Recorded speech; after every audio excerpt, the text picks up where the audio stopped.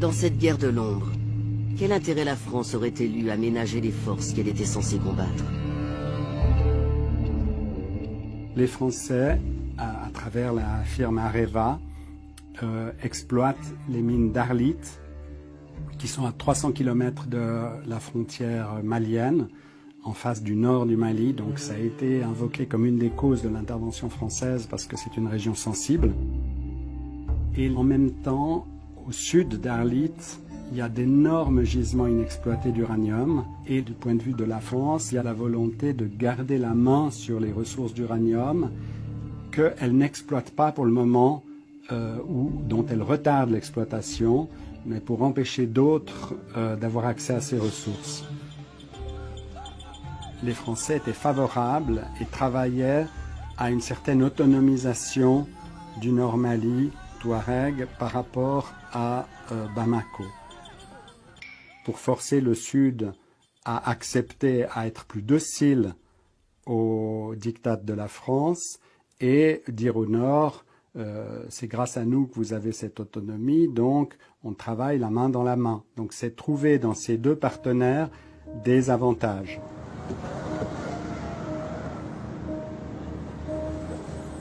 Dans cette partie d'échecs, la France n'est pas seule.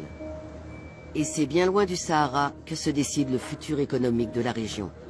Des représentants des groupes pétroliers, des experts du capital risque et des responsables africains en charge de l'énergie se retrouvent à Londres, capitale financière de l'Europe, pour discuter de contrats et rêver de gros profits.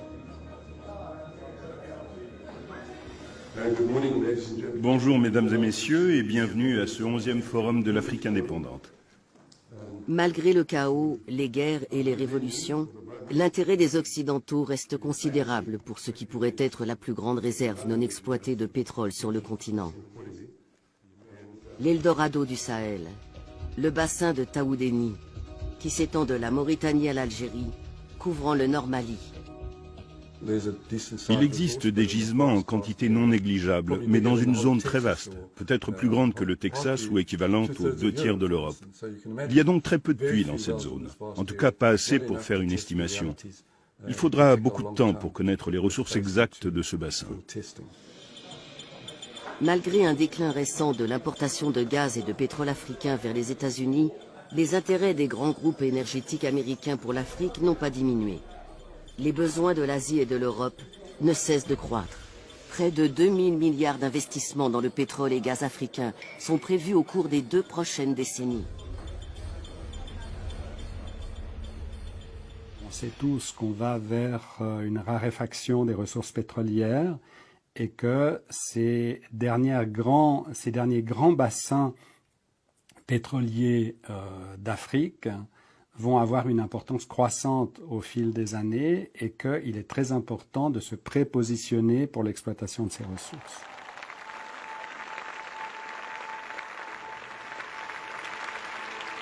En mai 2014, Obama annonce qu'il va consacrer 5 milliards de dollars supplémentaires à la lutte contre le terrorisme mondial.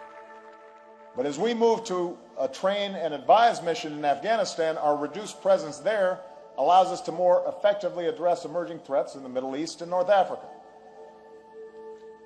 So earlier this year, I asked my national security team to develop a plan for a network of partnerships from South Asia to the Sahel.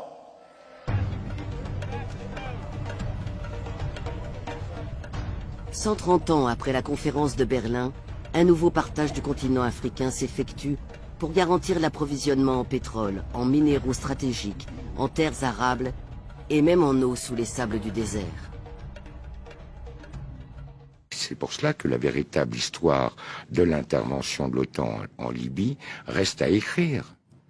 Mais elle découle de cette affaire non, mais pas du tout, parce que la France à elle seule ne pouvait pas mener cette intervention. Les Britanniques aussi y ont été associés. Il fallait qu'il y ait les États-Unis qui ont été associés, l'ensemble des pays de l'OTAN, même la Norvège y a été associée, le Qatar y a été associé, les Émirats Arabes Unis y ont été associés, l'Arabie Saoudite y a été associée. Mais vous avez été au cœur du système libyen, vous avez été au cœur de l'État libyen. Oui, mais je vais vous dire pourquoi. Je vais vous dire pourquoi.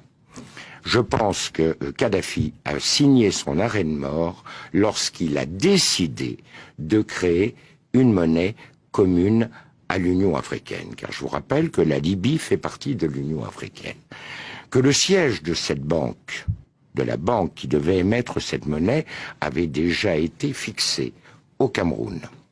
Je vous rappelle que dans le cadre du financement de cette banque, l'État libyen apportait 90% du capital requis. Ce qui permettait ainsi à l'Union africaine de sortir des griffes, ou des pays membres de l'Union africaine, de sortir des griffes des bailleurs de fonds internationaux dont l'aide repose sur le dollar. Ça a été pour lui une erreur cardinale. Car à partir du moment où il a pris cette décision... C'était en quelle année ? C'était en 2008-2009. Car à partir du moment où il a pris cette décision, il a heurté de front les intérêts des États-Unis et du dollar américain. Et vous avez un deuxième élément. Du temps du régime, les compagnies pétrolières étaient strictement encadrées. Elles avaient des zones qui étaient exploitées, certes, mais elles avaient un quota de production qu'elles ne pouvaient pas dépasser. Il y avait des conditions financières extrêmement sévères. Prenez l'exemple de Total. Total devait reverser à l'État libyen plus de 85% du résultat de l'exploitation des zones pétrolières. À partir du moment où le régime tombait, eh bien, chaque compagnie a fait ce qu'elle a bien voulu faire.